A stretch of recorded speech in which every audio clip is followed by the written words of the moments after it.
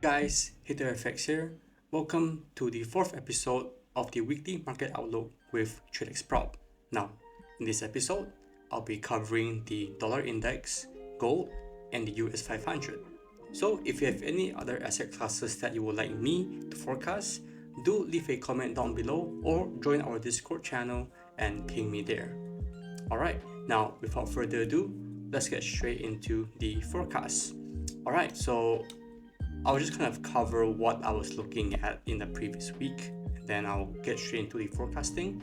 So, as you know, last week we saw the month of April end, and May's candle on the monthly chart has opened. Here we have the US dollar index on the monthly chart, and I outlined that I wasn't expecting the market to kind of come back and close within this bearish monthly fair value gap. However, now we do see that price has actually closed above it, and now in the previous week we saw large momentum downwards from the DXY, and we pushed back into this monthly fair value gap.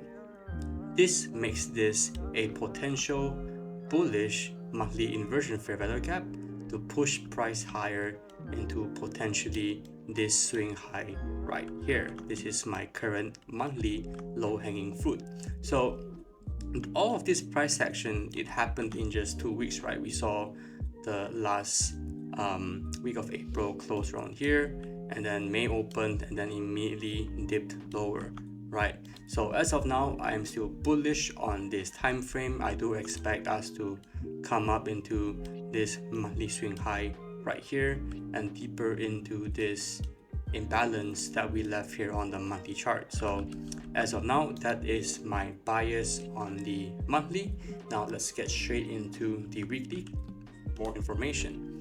All right, so for last week, based on how we closed here, I expected price to come up and take out this buy side liquidity right here. This is my low hanging fruit on the weekly, and we could even potentially see move further up into these equal highs right here, right? That's my further target on the weekly. However, we didn't get that. We did see a move higher into the buy side liquidity up top here. However, we didn't take it out on Capital Com as well as TVC. So on every dollar index data feed that I could see, we didn't even take out this buy side liquidity over here. Instead, we came up and we formed equal highs around this area, right? So that is kind of suspicious to me because it's relatively close to where we are, and we should have taken it out last week, but we didn't. Instead, we came up very close to it, left equal highs, and then rejected downwards. So that is eyeing to me that that could be a potential target for the future, right? Because as of now, on the monthly, the weekly, I am not bearish on this pair, right? I'm not bearish on the dollar index, so there is no reason for me to think that we are going to turn bearish from here until we see more confirmation, right? So still bullish on this time frame, right? Notice we didn't close above this weekly order block right here. It's merely the stacked wicks right here, and we came back into this weekly fair value gap to fill it up completely, right? Now zooming in, we did slightly close beneath it, but this isn't a strong or convincing close. Instead, we saw a very long wick, which to me actually shows more of a rejection rather than an actual violation. Notice we also came into this weekly order block right here just beneath this fair value gap, right? So that is why I'm still eyeing a potential long to go up into this buy side liquidity pool right here, right? And here we also have this daily bullish mitigation block, and if I kind of drag it out, you can see we directly respected that low of that mitigation block. So if you didn't know, a mitigation block is old, well in this case it is old selling that induces new buying, right? So it's the failure swing of the last up candle before that failure swing lower before that violation happened here, right? So this is what a mitigation block is. So that further supports our cause to see higher prices next week for the dollar index, right? And just to add all that on, we also came within 50%, I mean barely came within this 50% of the weekly range, right? From this swing low, big impulse up to this swing high. This is the current leg that we are operating in. So everything now for me kind of points towards a higher index, a higher dollar index for next week on the monthly as well as the weekly. But let's get into my favorite time frame, the daily, to kind of see if we can get any more confirmations for this pair, right? So all right, so here we are on the daily time frame, right? So just a recap of last week, I did kind of expect us to respect this previous bullish daily fair value gap to push price higher. We didn't get that last week. We kind of ranged around this level, and then we came up, made equal highs before displacing lower on Thursday's FOMC, violating this bullish fair value gap with much conviction with this body closure right here. So in this state of time, I wasn't expecting higher prices for last week during NFP as well, because we saw a potential move lower into this discounted pricing of the leg. This is that daily, right? This is the current leg that we're in. So I expected a lower move down into this discounted pricing area right here, and below that we also have this daily fair value gap. So once I saw this, I was expecting this candle to form. So I was expecting shorts only for the dollar index during NFP, and we did get that. So seeing as how we closed on the daily right here, right, we can see how we tapped 50% of the fair value gap. We rebalanced quite deep into that area, and then we saw a straight pullback away from that level higher and closed outside of this daily fair value gap, right?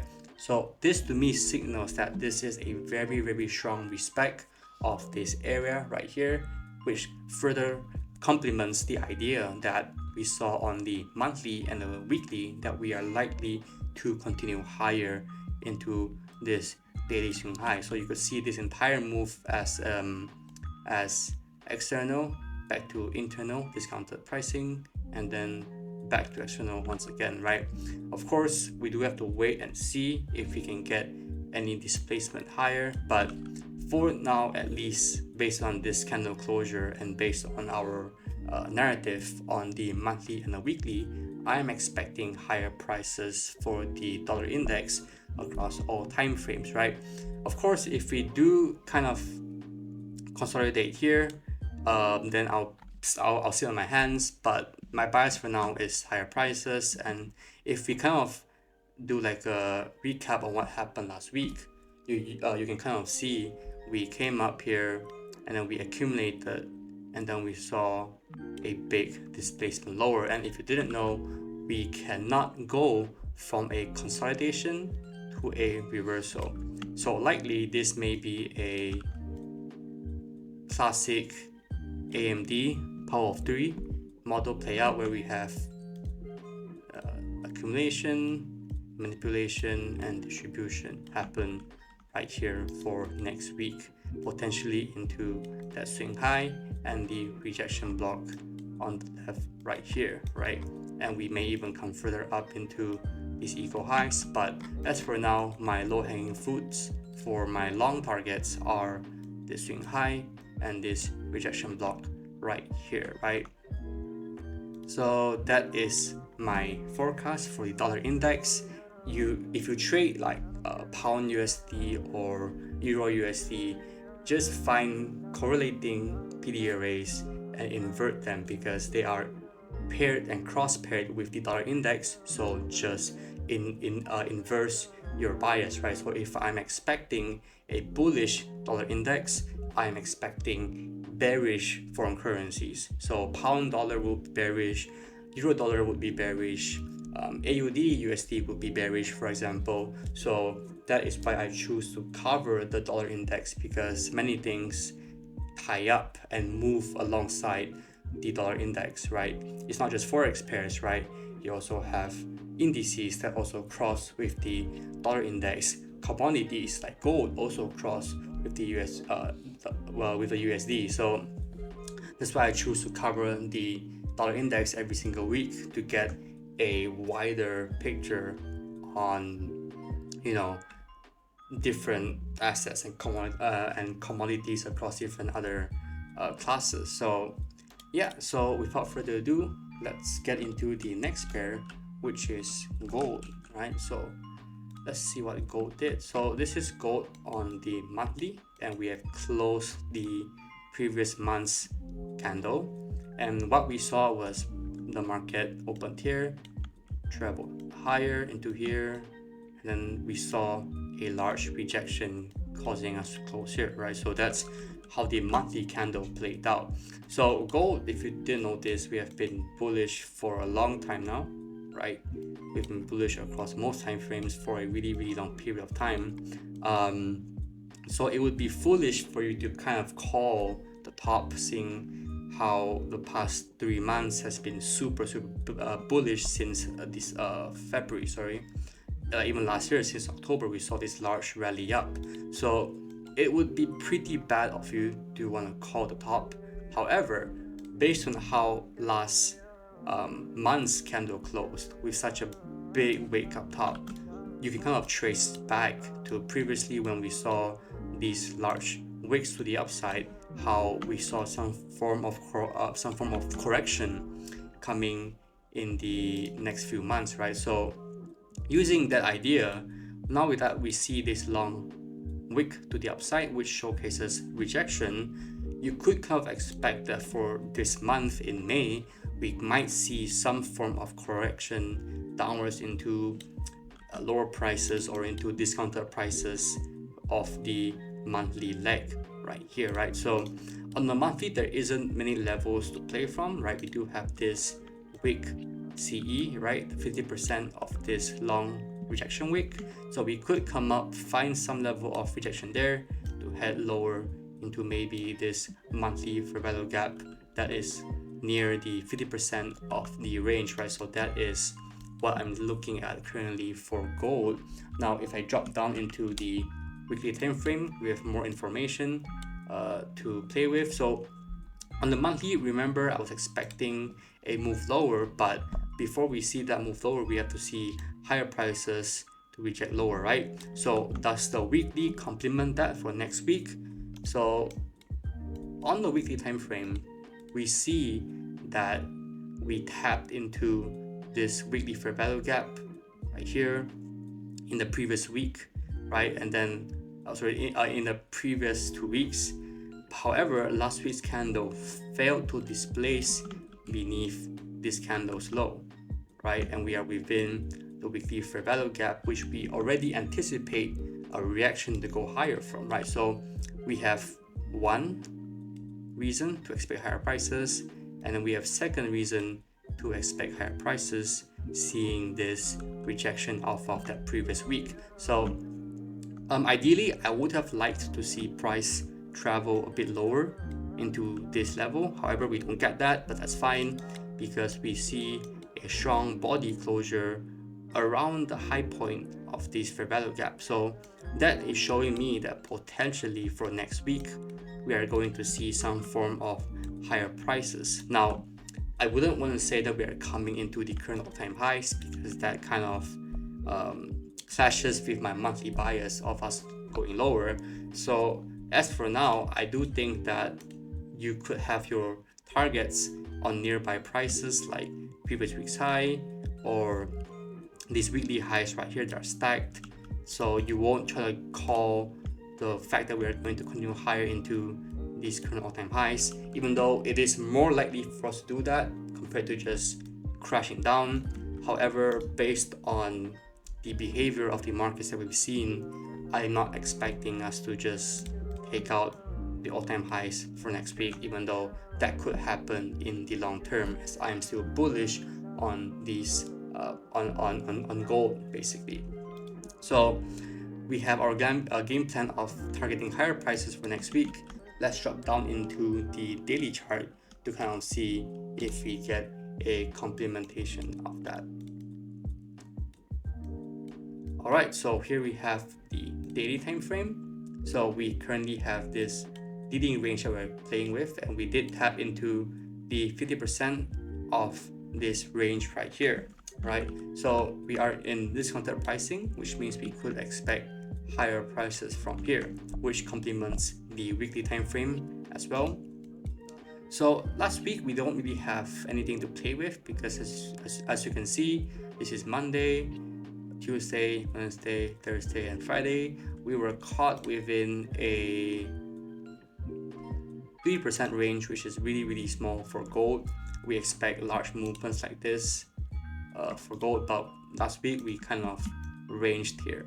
So with the idea that we are going to expect higher prices from here, I want to see an open low high close candle. So we could come down, we could open here, come down into maybe previous week's low to continue higher, or we could take out something like this. We have this wick right here.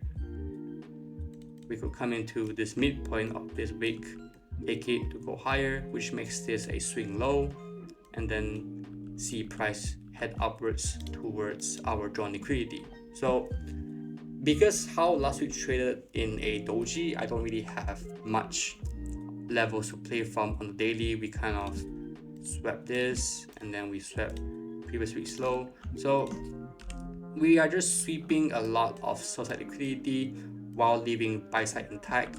So for next week, I'm expecting a move like this to happen. It might not be previous week's low, it could be some 4-hour low, 1-hour low, but either way, I'm expecting a lower move for next week before heading higher, right? So that is my bias on gold. Let's get into the US500 index. Right, I'm just gonna monthly real quick. All right, so excuse me. So same thing with gold. We've been bullish on the S&P 500, and we're seeing prices just surge higher, right? We are caught within this swing low and swing high on the monthly. This is our discounted pricing, and we have our first fair value gap right here, right? Notice we have many gaps down here that we could potentially trade into. However, as of now, we are just waiting to see the reactions from our nearest area of interest right here. So last month we closed this monthly fair value gap completely, right? But based on the reaction, we respected this level. So for this month at least, I'm expecting a push higher. We might not make these all-time highs, however, I'm expecting a push higher. And as you can see, we do see the open low high right now, even though it's still the first week of the month. So this is kind of countering my bias for the S&P because I wanted a move lower before heading higher into these prices right here. But instead we see a small wick and then an immediate expansion higher. So we will wait and see how it plays out throughout the weeks. But as of now, my bias on the monthly is still higher prices, maybe into this all-time high right here, right? So dropping down onto the weekly, just a recap. Last week I expected the market to come down into this equal lows right here, take them out to go higher. However, we didn't get that. Instead we saw price open here, traded lower aggressively, and then we wicked back up really quickly, leaving a very large rejection week, right? So as of now, my drawn liquidity is this weekly RDRB, right? The redelivered, rebalanced. We have this wick here, push up, price displays through it, and then we have a wick coming back up, and we have this area which is called the redelivered rebalance area right here, which is something like a fair value gap, right? So if we were to go lower on the weekly, I'm not expecting price to violate this area, right? So we could come up here and find resistance for next week, causing this area to be my draw on liquidity, right? So there's not many levels to take from in this large leg, right? I mean, we do see some small volume imbalances. We have some small fair value gaps, this is one, but ultimately we just play with the price action that we see happen recently, right? So this is pretty recent price action. The leg is down here because we don't really have any obvious pivot points. This is just one candle, it's not enough. We don't have any obvious pivot points, so this is the large weekly range that we are currently playing with, right? So we could see price come up here, and I'll see the reaction once we get to this area right here. So going down on the daily, my targets for next week are actually to come up into previous week's high, into the area of the weekly RDRB. But on the daily, right, we are seeing the market push higher with bullish order flow, right? So this could be so this soon could be buy side to sell side, right? This is the classic ICT market maker buy model to a market maker sell model. So that is what I'm anticipating at the moment.